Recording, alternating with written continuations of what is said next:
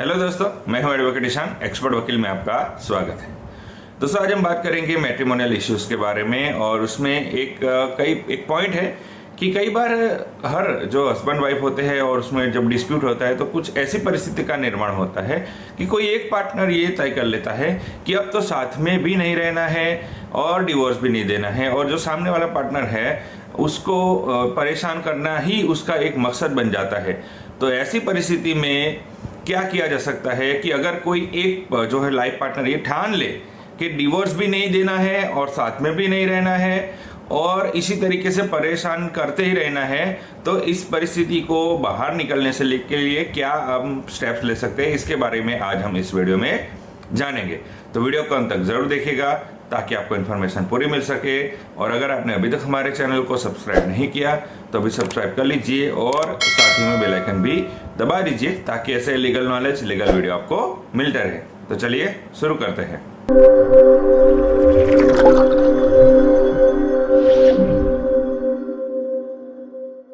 तो फ्रेंड्स, बात करें तो कई बार हमने मैट्रिमोनियल इश्यूज में ये देखा है कि कोई एक छोटी सी बात होती है, उसके ऊपर जो है नोकझोंक होती है और झगड़ा होता है। उसके बाद जो है दो पार्टनर कई बार अलग हो जाते हैं, लेकिन फिर बाद में थोड़े टाइम के बाद जब वो दोनों अलग रहते हैं उसके बाद वो जो बात थी, जो पॉइंट था, वो साइड में रह जाता है और यहाँ पर फिर एक दूसरे का यहाँ पर ईगो क्लैशेस शुरू हो जाता है। और यहाँ पर ये हो जाता है कि ना तो मैं साथ रहूंगी या ना साथ रहूंगा और ना ही डिवोर्स दूंगा या ना डिवोर्स दूंगी, यानी कि एक ईगो क्लैशेस आ जाता है कि अब तो साथ भी नहीं रहना है और डिवोर्स भी नहीं देना है। ऐसा एक मेंटली तैयार हो जाता है। तो ये एक तरीके से गलत चीज है। अगर चाहे हस्बैंड हो या फिर वाइफ हो, अगर आपको जो आपके पार्टनर है उनके साथ नहीं रहना है, आपको लगता है कि अब उनके साथ रहना संभव नहीं है, चाहे आपके विचार नहीं मिल रहे हैं या फिर आपने बहुत सहा है, जो तकलीफें सही है, तो भी आपको जो है उनको एक ईगो क्लैशेस करके आपको बदला लेने की भावना या फिर उनको सबक सिखा दे, ऐसा ना सोचते हुए आपको भी अगर साथ में नहीं रहना है और तो फिर आपको डिवोर्स दे देना चाहिए। आप दोनों को बैठ के एक जो है बातचीत करनी चाहिए और रास्ता निकलना चाहिए कि अब हमारा दोनों का जो है बैठ साथ रहना संभव नहीं है, तो इस तरीके इसका जो है निपटारा ला दिया जाए। लेकिन कई बार ये जो लड़ाई होती है, जो कि एक स्मॉल पॉइंट से शुरू हुई थी, वो एक ईगो क्लैशेस में बढ़ जाती है। तो ऐसी परिस्थिति में क्या करना चाहिए, इसके बारे में बात करें तो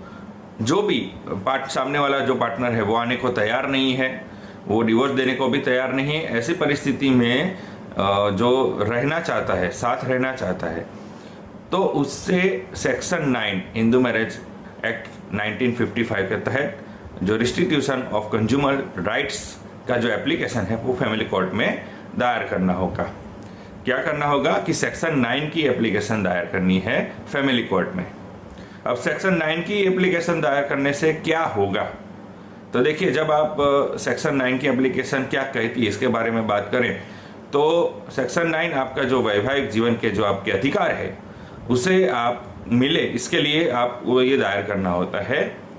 तो जैसे आप सेक्शन 9 की एप्लीकेशन दायर करेंगे फैमिली कोर्ट में, तो यहाँ पर जो है चाहे हस्बैंड हो या वाइफ के द्वारा जो ये दायर की गई है, तो यहाँ पे मान लीजिए हम हस्बैंड के द्वारा अगर सेक्शन 9 की एप्लीकेशन दायर की गई है तो यहाँ फिर वाइफ को नोटिस जाएगी और वाइफ ये पूछा जाएगा कि आप क्यों इनके साथ रहना नहीं चाहते हैं। कई बार ये ऐसा हो सकता है कि जो नोटिस मिले सेक्शन 9 की जब कोर्ट के द्वारा, तब भी वाइफ अपियर होने को आए ही नहीं, यानी वो कोर्ट में अपियर ही ना हो, ऐसा भी हो सकता है। या फिर ऐसा भी हो सकता है कि वो अपियर तो हो लेकिन वो रीज़न प्रॉपर ना दे पाए। तो यहाँ पर एक हस्बैंड को यहाँ पर एक बेनिफिट मिल सकता है कि आपने तो जो सेक्शन 9 की एप्लीकेशन दायर की उसमें आपने कहा कि आप अपनी वाइफ के साथ रहना चाहते हैं, और लेकिन यहाँ पर वाइफ के द्वारा अगर वो नहीं रहना चाहती है तो उसको प्रॉपर रीज़न देना पड़ेगा। और अगर कोई जो वाइफ है वो ऐसे ही, यानी कि साथ में रहना भी नहीं है और डिवोर्स भी नहीं देना है और जो रीज़न है वो इतना स्ट्रांग नहीं है या इतना बड़ा नहीं है,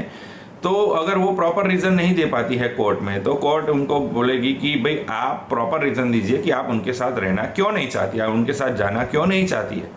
तो अगर प्रॉपर रीज़न होगा तो डेफिनेटली वाइफ का यहाँ पर पक्ष लिया जाएगा कोर्ट के द्वारा। लेकिन अगर कोई ऐसा रीज़न है ही नहीं, केवल परेशान करने के लिए ही बस मायके में बैठना है और मेंटेनेंस लेने के लिए ही मायके में बैठना है और यहाँ पर जो है प्रेशर बिल्ड करना है हस्बैंड के ऊपर, केवल ये रीज़न है और कोई स्ट्रॉन्ग रीज़न नहीं है, वैलिड रीज़न नहीं है, कोई जेन्युइन रीज़न नहीं है, तो यहाँ पर कोर्ट ये वाइफ को यहाँ पर आदेश दे सकती है कि आपको जो है आपके पास प्रॉपर रीज़न नहीं है तो आपको फिर आपके हस्बैंड के साथ रहने जाना होगा। कई बार ये भी देखा गया है कि कोर्ट का आदेश होता है कि भाई आपके पास रीज़न नहीं है कि क्यों अलग रह रहे, बिना रीज़न आप रह रहे, या फिर आप प्रॉपर रीज़न नहीं है जो रीज़न होना चाहिए, फिर भी आप अलग रह रहे। और कोर्ट के ऑर्डर के बावजूद भी कई बार ये होता है कि उसका पालन नहीं किया जाता है वाइफ के द्वारा और वो फिर भी अलग ही रहती है। ऐसी परिस्थितियों का भी निर्माण होता है। तो हस्बैंड के पास ये एक और बेनिफिट यहाँ पर मिल जाता है कि अगर वाइफ विदाउट रीज़न अलग रहती है तो वो मेंटेनेंस के हकदार नहीं होती है। कई अगर कोई वाइफ है जो without any reason proper valid या ग्राउंड नहीं है फिर भी अलग रह रही है, कोई इश्यू इतना बड़ा नहीं है या फिर इश्यू है ही नहीं कोई इतना, तो भी अगर अलग रहती है तो यहाँ पर उसे मेंटेनेंस नहीं भी मिल सकता है। तो ऐसी परिस्थिति का भी हो सकती है। तो अगर वो प्रॉपर रीज़न नहीं है उसके पास और वो अलग रहती है तो फिर आप मेंटेनेंस भी रुकवा सकते हैं। इसके साथ साथ जो आपने सेक्शन 9 की एप्लीकेशन की और उसमें वो अपीयर हुई लेकिन प्रॉपर रीज़न नहीं दिया, कोर्ट का ऑर्डर आया, फिर भी वो साथ रहने को तैयार नहीं है, तो आप उस ग्राउंड को जो है डोमेस्टिक वायलेशन एक्ट में उस ऑर्डर को यूज़ कर सकते हैं। साथ ही साथ मेंटेनेंस के ऑर्डर में भी यहाँ पर यूज़ कर सकते हैं ताकि आपको काफ़ी जो है बेनिफिट मिल सकता है और इसका जो इम्पैक्ट है वो यहाँ पर वाइफ के ऊपर नेगेटिव होता है, यानी कि वाइफ की एप्लीकेशन के ऊपर नेगेटिव इम्पैक्ट हो सकता है। और इसके साथ साथ कि अगर वाइफ जो है विदाउट एनी रीज़न इस तरीके से रहती है, कोई रीज़न नहीं है फिर भी अलग रहती है, तो आप इस बात को, ये ऑर्डर को लेकर इस बात को ग्राउंड बनाकर भी आप जो है डिवोर्स फाइल कर सकते हैं। आपको एक डिवोर्स का ग्राउंड भी प्रॉपर मिल जाएगा। तो ये बात होती है कि अगर वाइफ नहीं आ रही है, वाइफ साथ रहने को तैयार नहीं है और वाइफ डिवोर्स भी देने को तैयार नहीं है, लेकिन आप रहना चाहते हैं और आपको लगता है कि एक ट्राई किया जाए, एक प्रयत्न किया जाए जिससे आपका लग्न जीवन बच सकता है, तो आप इस तरीके से सेक्शन 9 एप्लीकेशन लगा सकते हैं, जिससे जो कि आपके साथ या तो रहने आ जाएगी या तो फिर अगर वो नहीं रहने आती है तो आपके पास एक डिवोर्स का जो है ग्राउंड्स आपको मिल जाता है।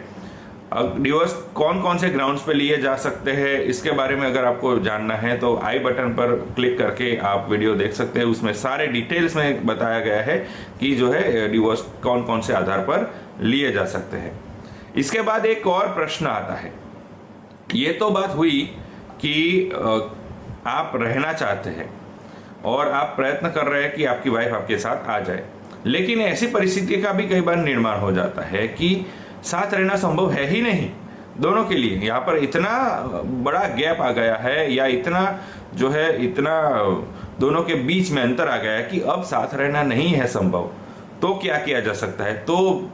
आप दोनों को जो है परिवार के सदस्यों को या फिर समाज के लोगों को मिलकर यहाँ पर बातचीत करनी होगी और जो म्यूचुअल डिवोर्स फाइल करना होगा कि अगर आप दोनों को ये बैठ के दो परिवार के लोगों के साथ बैठना है, सामाजिक लोगों के साथ बैठना है और ये तय करना है कि भाई अब आगे अब इस जो है वैवाहिक जीवन है उसे आगे कंटिन्यू करना संभव नहीं है, तो अब दोनों के रास्ते अलग अलग हो जाए, दोनों आगे अपनी अपनी ज़िंदगी में आगे बढ़ जाए। उसके लिए आपको जो है प्रयत्न करना है म्यूचुअल डिवोर्स के लिए। मान लीजिए म्यूचुअल डिवोर्स के लिए भी मीटिंग यहाँ पर पॉसिबल नहीं है, तो जैसे मैंने बताया कि आपको इसी तरीके से जो एप्लीकेशन की होगी आप करेंगे और फिर भी आप वाइफ आपके साथ रहने नहीं आएगी, कोर्ट ऑर्डर करेगी उसके बाद भी नहीं आएगी, तो उस ऑर्डर के आधार पर आप जो है एक कंटेस्टेड डिवोर्स भी फाइल कर सकते हैं। तो अगर कोई जो वाइफ है, चाहे हस्बैंड है या फिर वाइफ है, अगर वो साथ नहीं रहना चाहते हैं, वो साथ भी नहीं आना चाहते हैं और डिवोर्स भी नहीं देना चाहते हैं, तो फिर क्या किया जा सकता है? तो फिर आपको इस तरीके से सेक्शन 9 की एप्लीकेशन करनी है, जिससे काफ़ी हद तक आपको जो है सहायता